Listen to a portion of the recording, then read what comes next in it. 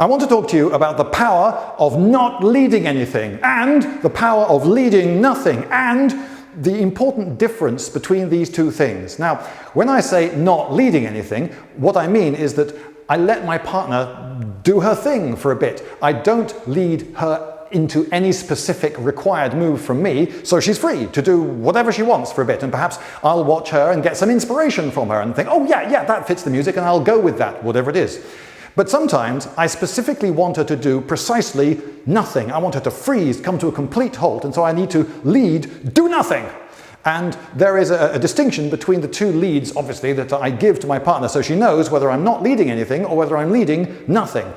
I also want to demonstrate the tremendous power of these two techniques, because people often think that when the music does something flash, you've got to do something quite flash to it as well.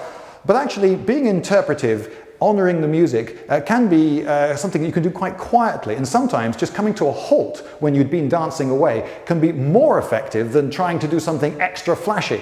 Anyway, I'm going to demonstrate a couple of the techniques with my quite disconcertingly talented Raminta here, and the first of these is going to be not leading anything. Now, the secret to not leading anything is to keep your lead quiet when you want it to be. So, if I wanted to do a specific move, I make it very clear. I lead her into that move and she follows. But sometimes I will just hold my hand here and do nothing with it. I haven't stopped dancing, or perhaps I have, I don't know. I'm not leading anything in particular, but whatever I do, nothing happens here, because I want every movement of this to mean something. Because I don't want to have to do massively exaggerated moves. I want to be able to respond to really tiny moves like that. And then you have such a responsive partner, and you can start doing all sorts of extra little things. Changes of rhythm, you can do so much more. So if she's responsive to tiny little details of my lead, I can do so much more, and we get a much better dance out of it. And she's only going to be responsive to tiny details of my lead if I'm able most of the time to keep my lead nice and quiet, so that she knows those tiny little movements mean something. So that's the first technique then. If you don't want to lead anything, keep this quiet. Hold it there, keep the tension. I haven't let the tension off. I'm still connected with her. We've still got a very definite positive connection there. Oh, there's some giants rumbling up ahead, overhead. So if I do need her to move out of this state, she's ready. I can at any moment lead and she will follow. But until that time comes, I just keep the connection and move doing whatever. Possibly I don't do anything.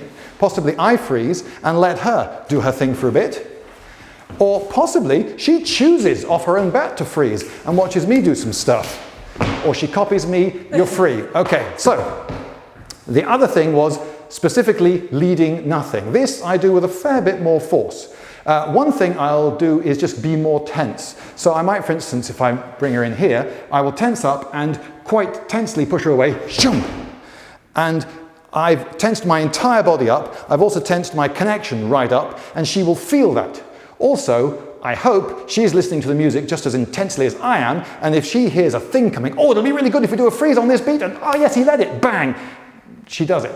Okay, so tension increases, a sudden increase in tension, and of course that means if I wanted to hold that freeze, I keep the tension until I wanted to come out of it, at which point I relax, and she feels me relax. She feels it in my hand, feels it in my whole connection, and then we're off to do the next thing. Now sometimes I mean I wanted to do nothing, and I'm so certain about this that I will use the thumb. Oh yes. Now I don't use the thumb very often, okay? Almost always I lead just with one or two hooked fingers into my partner's hand, but sometimes when I absolutely insist on something, I might use the thumb, and I push down onto the back of her hand, and she, recognizing how rare this event is, will think, by crikey, he's using the thumb, he must really mean it.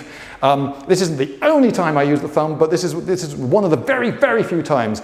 So I might bring her into some move and then grip on with the thumb and drop, and notice that I'm very, very slightly lower than I would normally end up. If I wanted to do her own thing for a bit, I probably would have kept at the usual height, that quieter lead that I was talking about earlier. But if I just drop a tiny bit, that actually has a a paralyzing effect. It's harder to move if you're lower, and it's another part of the signal.